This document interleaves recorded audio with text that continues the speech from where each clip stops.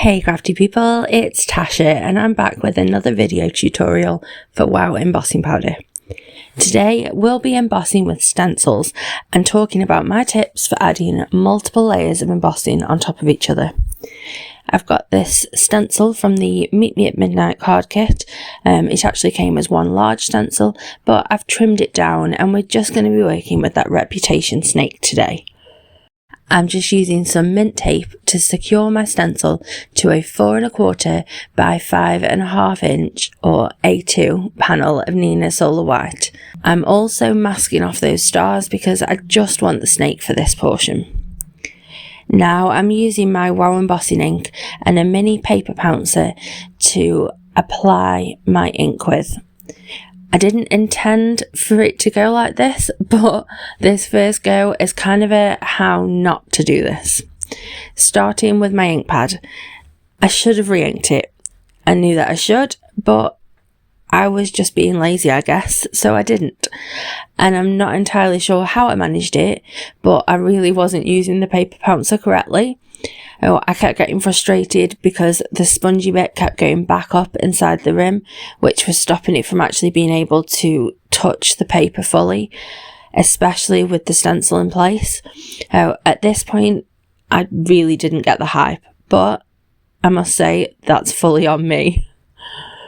So I lifted my stencil and poured over some of my Hissss embossing powder, and as you can see, I did not get very good coverage with my ink. I decided to just heat set what little bit was there rather than brushing it off or getting a new panel. So now let's try this again. I'm going in with our ink refill tool. It's really very different than others that are on the market because of that fabulous rollable delivery. So I'm going up and down in small circles, just making sure that I cover the whole pad. This allows the ink to really penetrate the pad and spreads it out really well and evenly.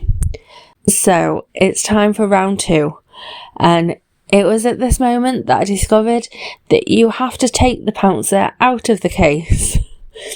I wondered why it kept pushing in there when I tried to pounce it, and at this point I was genuinely just laughing out loud at myself. So once you actually take the pouncer fully out of the case, it works fabulously. I'm just going around the whole image, regularly loading that pouncer up with more ink and making sure that I thoroughly ink up each section. Between using the tool correctly and having a juicy ink pad, this second round of inking was so much more successful. It's really important to give our powders a good shake before opening them, especially when it comes to the blends or glitter mixes, to make sure that it's all incorporated properly, as it is going to settle when not in use. As you can see, I have much better coverage now, and because I shook all that powder up, I've got a really good mix of all those colours, the sparkles and the mica flakes. Once this second layer, that's really more of a first layer, is fully heat set, I continued the steps again to add another layer of ink and powder on top. I'm now heat setting that, and you can see how much more opaque that now looks. But there are still a couple of areas that I didn't quite get enough coverage. So to avoid repeating everything again, I grabbed my WOW embossing marker and I'm just going over those areas. The main issue is the head, but I did also add a little bit to the end of the tail to make sure that it's really crisp. Then I can pour more powder onto those areas and heat set it. I like to gently heat the area where the fresh powder meets the previously melted, and that just really helps to smooth the transition as the powder levels itself off. I've got a thick enough layer of colour and sparkle across my snake, but to give it a really raised look, I want to add some clear embossing over the top. This will not only raise it, but it's also going to encapsulate all of that texture and leave a really smooth and glossy finish. To really up this effect, I actually added 2 layers of the clear gloss. For that second layer, rather than adding the stencil and inking again, I just poured the powder directly onto my snake as soon as the previous layer set. When you have thicker layers of embossing like this, it starts to take longer for it to cool, and that also means it has enough stick to the surface for it to grab onto fresh layers of powder if you're quick enough. I really love how that finishes off the embossing beautifully. Now I'll work on the sentiment. I decided to try something a little different, and I'm stamping onto some red metallic cardstock that came in the card kit that I'm using. Once I have it in my Misty, I'm actually adding some anti-static powder to it. Normally, I don't really use this very often. Our powders have some really special anti-static properties built right in, which kind of make the anti-static tool redundant. However, that isn't going to stop the powders from sticking to any moisture that's in or on your cardstock. Cardstock that I've not tried before, and because it has a shiny surface, it could have easily picked up any oils from my hands, so I don't want to risk ruining my sentiment, and I just decided to go ahead and add some. I'm stamping in VersaFine Onyx Black, which is a black pigment ink, and it's going to stay wet for longer, especially on shiny cardstock, which is perfect as this is going to grab onto my clear embossing powder. After I heated it, I was a little surprised to see that the black really wasn't as opaque as I thought it would be, and I'm not really sure on it. So I did also stamp it onto white cardstock too, and I can decide which I like better when I come to assemble my card at the end. Originally, I'd planned to keep the background a single layer, but that red cardstock has me all inspired, so I'm switching it up and fussy cutting it.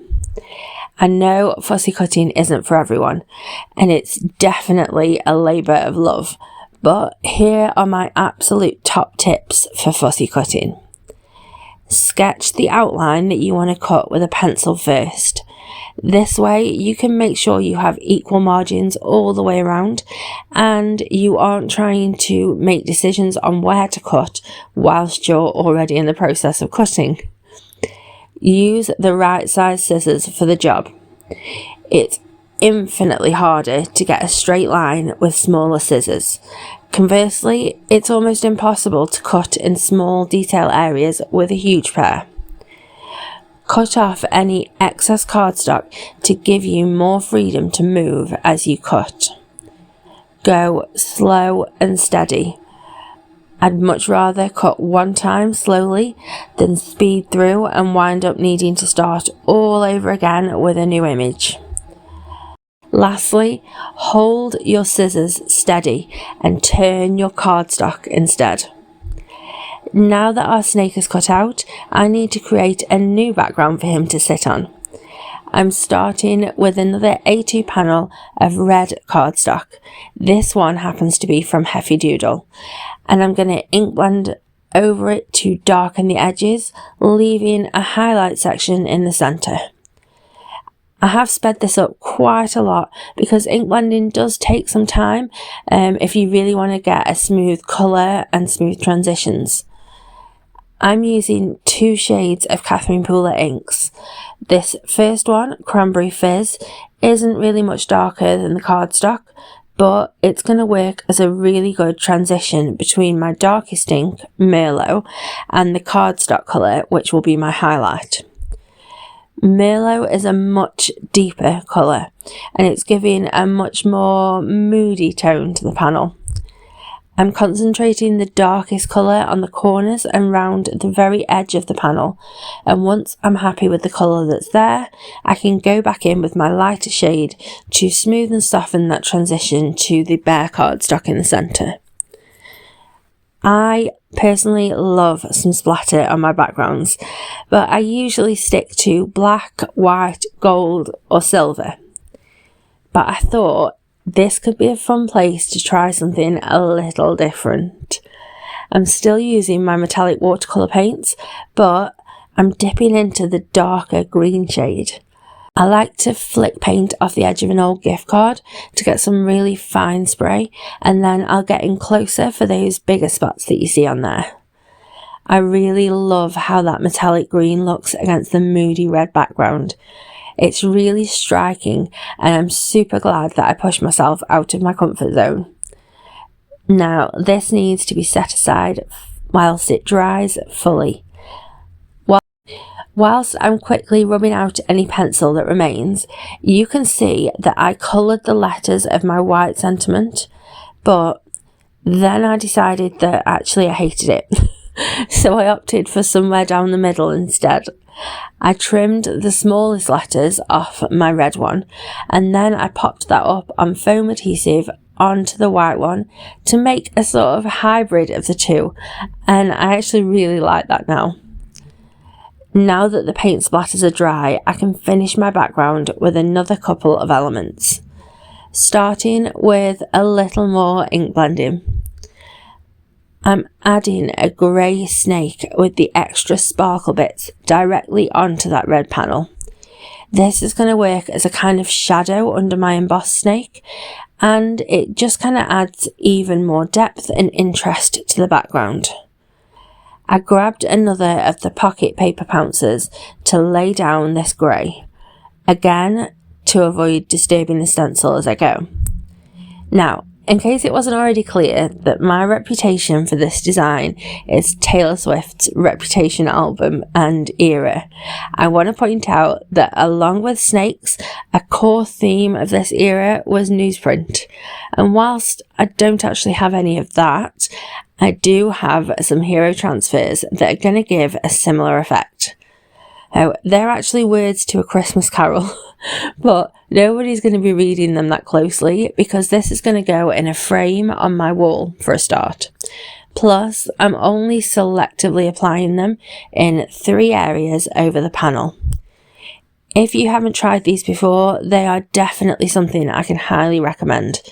You just rub to adhere them to whatever surface you're working on and then peel away the plastic. Super easy to do, and they come in so many different designs too. I've also added some foam adhesive behind my snake to give some extra dimension, and this is something that I love to do on my designs because I feel like it always elevates them, both figuratively and literally. I'm honestly obsessed with this, and it might well be my favourite Swiftie art that I've created yet. I'll have all of my supplies listed below, but you can head over to my accompanying blog post for a visual supplies list if that's easier for you. Please like, share and comment, and don't forget to subscribe if you aren't already. Thank you so much for spending this time with me today. It means so very much to me. Have a lovely, happy, safe and wonderful week. Stay crafty. Bye.